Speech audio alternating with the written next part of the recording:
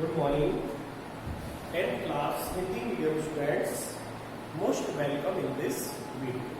देखिए बेटा, कल के वीडियो में हम बात कर रहे थे बेटा, कल हमने पढ़ा विद्युत ऋणता, इलेक्ट्रॉन बंधुता और आयनन एंथैल्पी। किस प्रकार आवर्त में बाएं से दाएं जाने पर इनके मान में किस तरह कमियां वृद्धि हुई, वर्ग में ऊपर से नीचे जाने पर क्या परिवर्तन हुआ, परमाणु आकार या प्रभावी नाभिकीय आवेश के आधार पर इनमें क्या परिवर्तन होता है। ये सब बातें हमने कल के वीडियो में पढ़ी। मैं समझता हूँ आपको समझ में भी आया होगा। बेटा टॉपिक ऐसा है कि आप उसको रिवाइज करें, बार बार देखें, पढ़ें, तब आपके समझ में आएगा। जो नहीं आया समझ में तो आप मेरे से पूछ लें, कमेंट्स करें, मैं आपको इसको दोबारा एक्सप्लेन करूंगा। ठीक है, आज के वीडियो में बेटा हम बात करेंगे, आज का मेन टॉपिक है संयोजकता या वैलेंसी।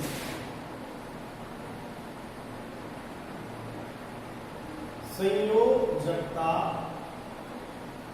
या वैलेंसी। देखिए,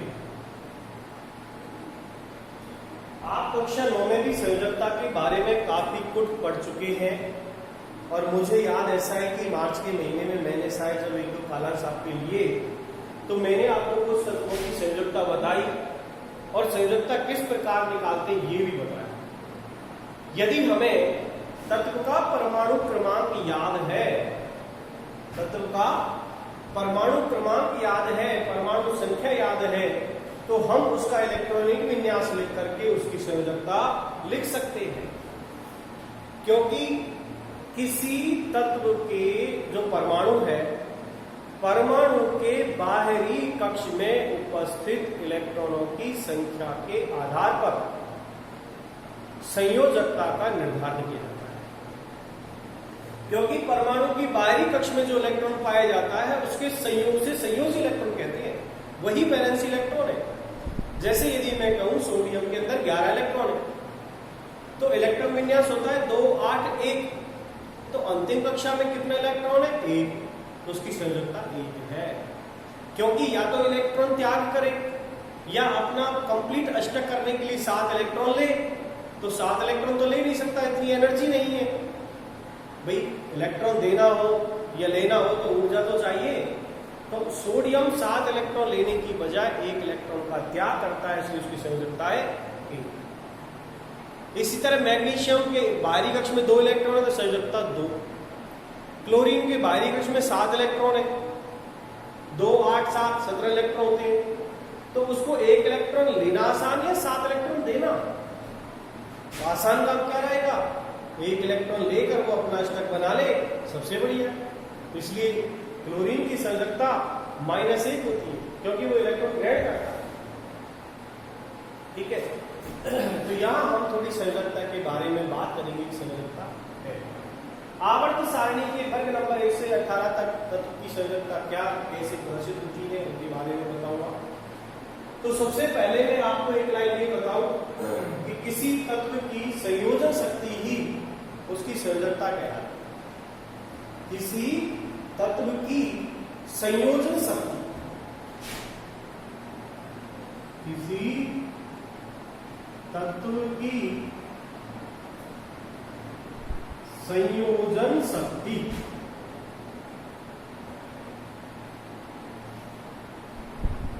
संयोजकता कहलाती है।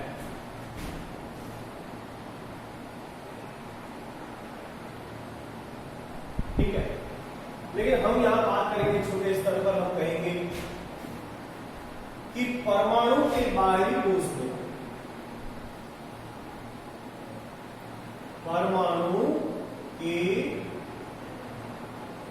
बाहरी कोश में उपस्थित इलेक्ट्रॉन को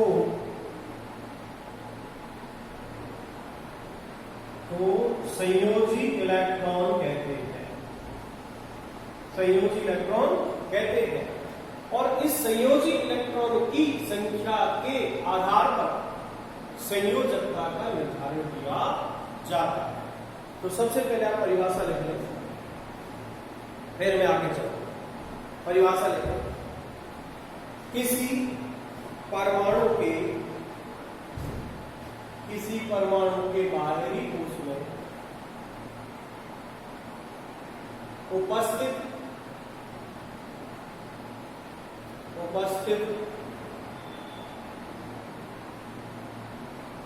इलेक्ट्रॉन को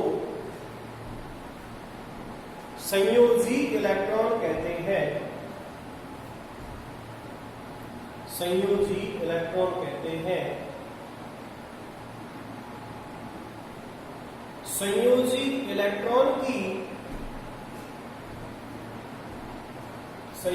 इलेक्ट्रॉन की संख्या के आधार पर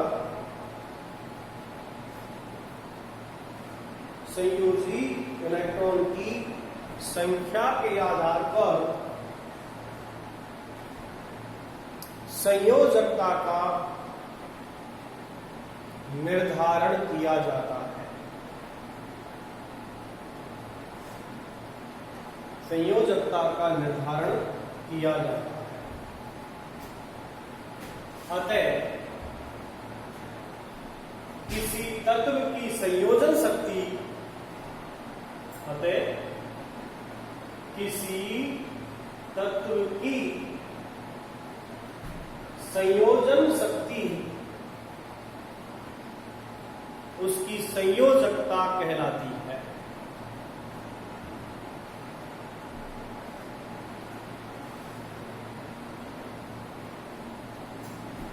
ठीक है, अब हम कुछ उदाहरण से देखेंगे। पहले आवर्त सारणी की बात करें तो एरो लगा के आप लिखेंगे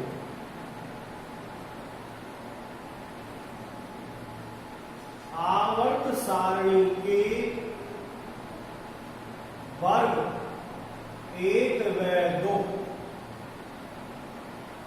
सुन लो, पहले एक बार समझा देता हूं। आवर्त सारणी का वर्ग 1 व 2 है। 1 व 2 की संयोजकता 1 व 2 होती है। की संयोजकता क्रमशः 1 व 2 होती है। यानी वर्ग 1 की संयोजकता 1 और 2 की 2। क्यों? क्योंकि इनकी बाहरी कोश में 1 इलेक्ट्रॉन उपस्थित है, दूसरे वर्ग के बाहरी कोश में 2 इलेक्ट्रॉन उपस्थित है। जैसे आपको मैं बताऊं, वर्ग 1 के अंदर इलेक्ट्रॉन है hydrogen, lithium, sodium, potassium, rubidium, cerium and calcium. ये पहला आवर्त 1 2 3 4 5 6 7 आवर्त होते हैं। तो पहला वर्ग है। अब इस वर्ग में देखो तो ये जितने भी मैंने तत्व यहां पर लिखे इनकी सबसे बाहरी कोश में 1 इलेक्ट्रॉन। इन सभी तत्वों के बाहरी कोश में 1 इलेक्ट्रॉन है।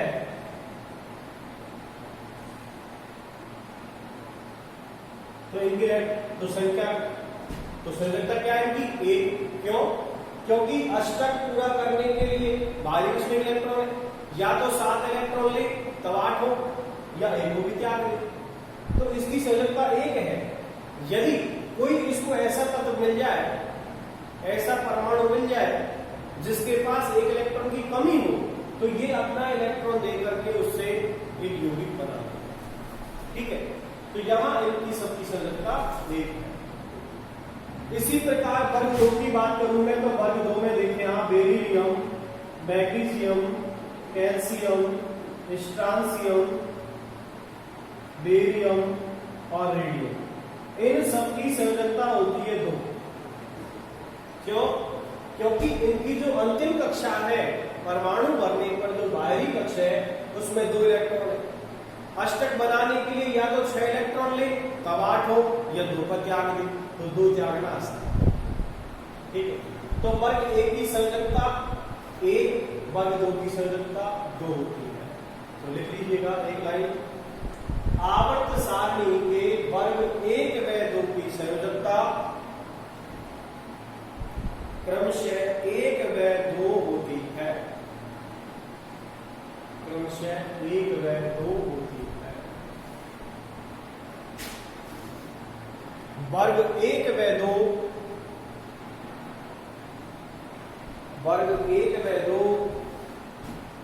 एस ब्लॉक के तत्व होते हैं। एस ब्लॉक यानी ये सब क्षारीय मृदा धातु तत्व है, ठीक है, ये सभी एस ब्लॉक के तत्व होते हैं। नेक्स्ट अगली एल्कीन साफ करता हूं। अब ये एस ब्लॉक में 2 वर्ग हो गए। अब मैं बात करूंगा वर्ग या 3 की बात करता हूं। वर्ग 3 से 12। अगला लाइन क्या, आवर्त सारणी के वर्ग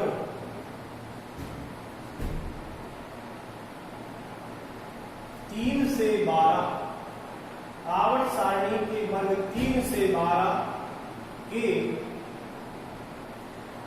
तत्वों की संयोजकता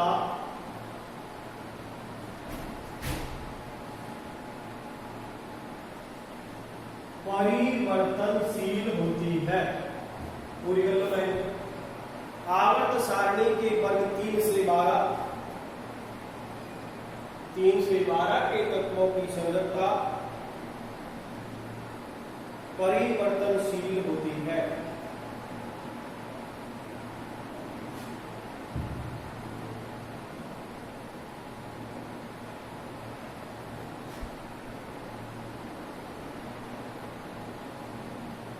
परिवर्तनशील होती है।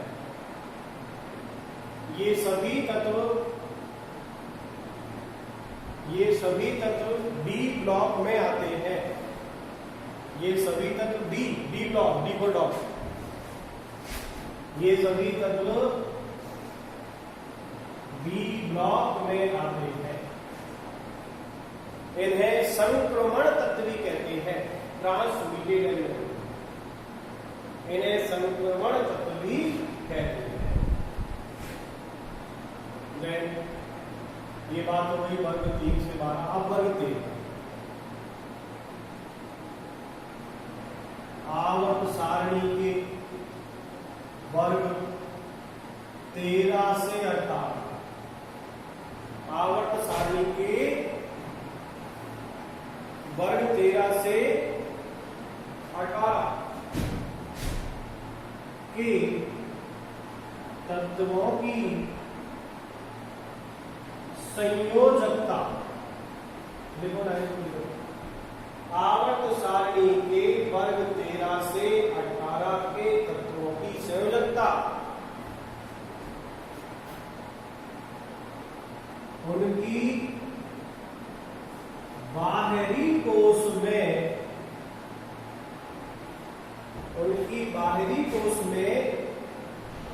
उपस्थित इलेक्ट्रॉन की संख्या के आधार पर संयोजकता का निर्धारण किया जाता है।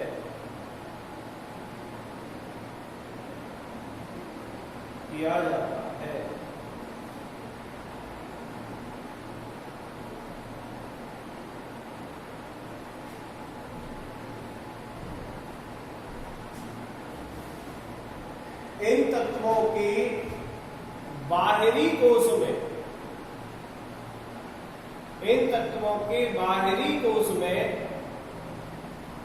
उपस्थित इलेक्ट्रॉन की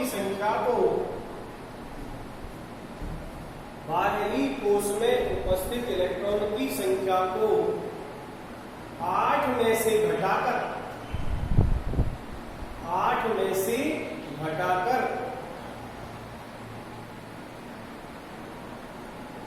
संयोजकता निर्धारित करते हैं।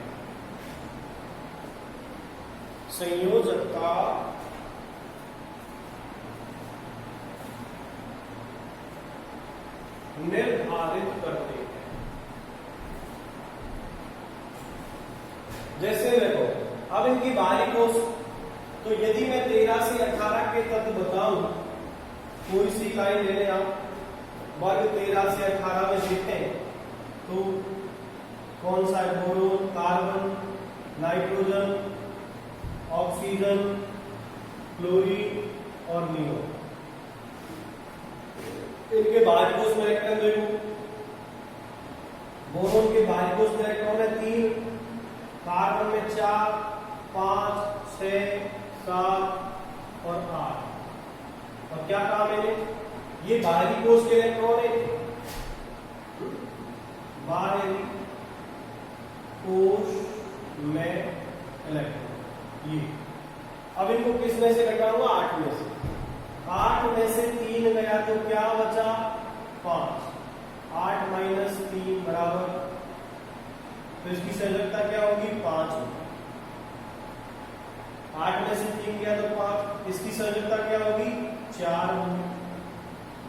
इसकी संयोजकता 3, इसकी संयोजकता 2, इसकी संयोजकता 1 और 8 में से 8 गया तो 0। देखिए बाहरी कक्ष में 8 इलेक्ट्रॉन है, 8 में से 8 घटाया 0 संयोजकता हो गई।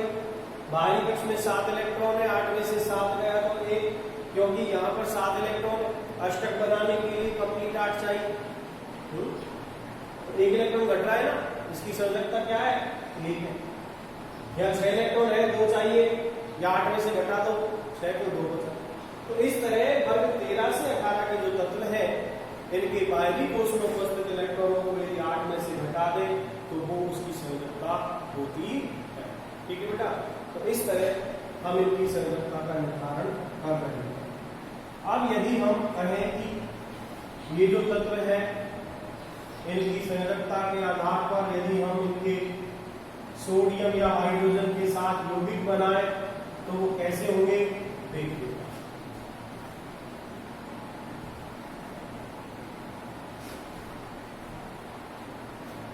देखो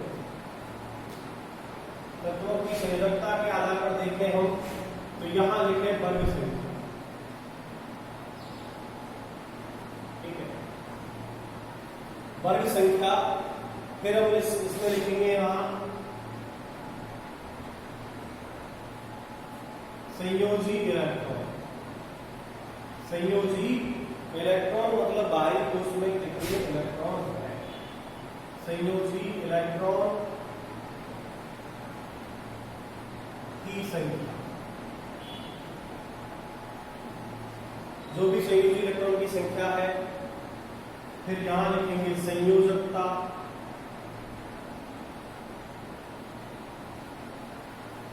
ठीक है, अब हमें हाइड्रोजन के साथ ऑक्सीजन के साथ यौगिक बनाना है। हाइड्रोजन के साथ यौगिक और ऑक्सीजन के साथ यौगिक। अब हम लेते हैं वर्ग संख्या 1।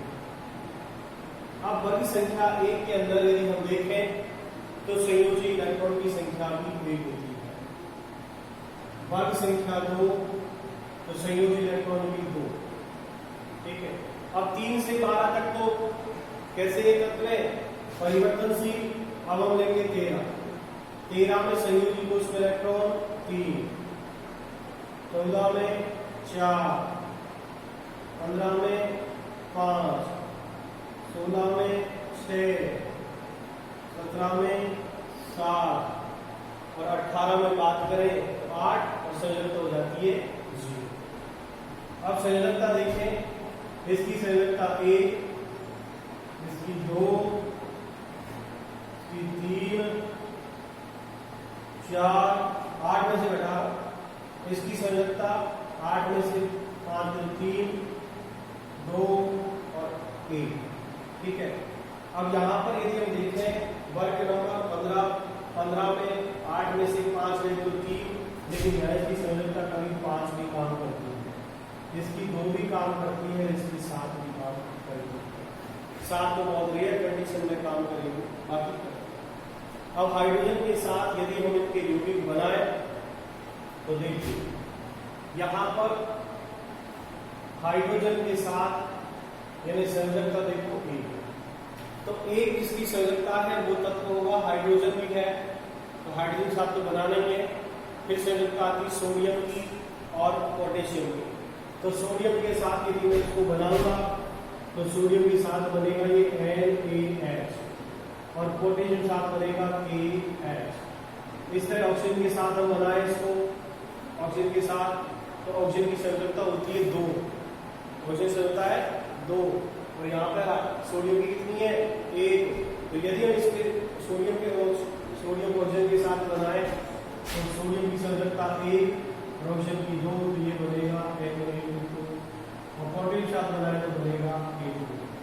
ऐसा अणुसूत्र बनाना जो आपको बताया था तो आप सीख गए होंगे।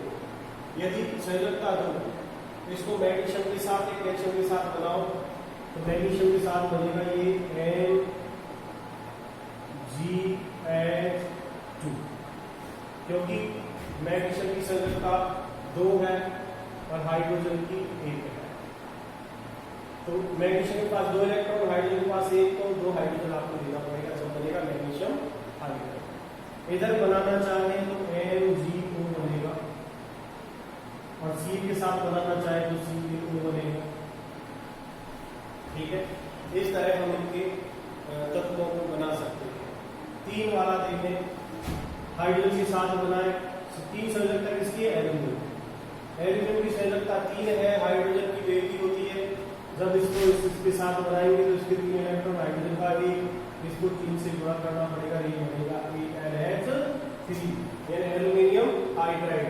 और ऑक्सीजन के साथ बनाएंगे तो बनेगा Al2O3, क्योंकि ऑक्सीजन की संयोजकता 2 और एल्यूमिनियम की 3, एल्यूमिनियम की 3 ऑक्सीजन की 2। तो जब ऐसी कंडीशन आती है सम विषम तो विकर्ण हो जाएगा, Al2O3 सूत्र बनता है। सूत्र बना के आप लिखेंगे तो आपको सही मिलेगा। यदि हम देखें संयोजकता 4 वाला, तो संयोजकता 4 कार्बन की भी होती है, सिलिकॉन की भी होती है। सिलिकॉन के साथ हाइड्रोजन को बनाएंगे तो SiH4 बनेगा और यदि O के साथ बनाएंगे तो बनेगा SiO2 और उसके साथ बनेगा SiH4। यदि हम बनाए संयोजकता 5 वाला, तो संयोजकता ये 15 नंबर, वर्ग नंबर 15 में तक हम लेते हैं फास्फोरस। फास्फोरस को यदि हम हाइड्रोजन के साथ लेंगे तो इसकी संयोजकता यहाँ पर देखें हम तो 3 माइनस के प्लस के 5 है, तो हम इसको बना देंगे PH3 यानी फास्फोरस की संयोजकता 5 और 3 हाइड्रोजन से लेकर इसको आप कंप्लीट कर सकते हैं। और ऑक्सीजन के साथ बनाए तो हम इसको बनाएंगे P2O5। कैसे कि यहाँ पर ऑक्सीजन की संयोजकता -2 तो 5 दूनी 10 हो गया और P की संयोजकता 5 है तो ये भी 10 हो गए, संयोजकता इस तरह बराबर कर देंगे। ठीक है, 6 वाला देखें हम तो 6 यानी 16वें वर्ग में लेते हैं सल्फर, और सल्फर को हाइड्रोजन के साथ लोगे तो ये बनेगा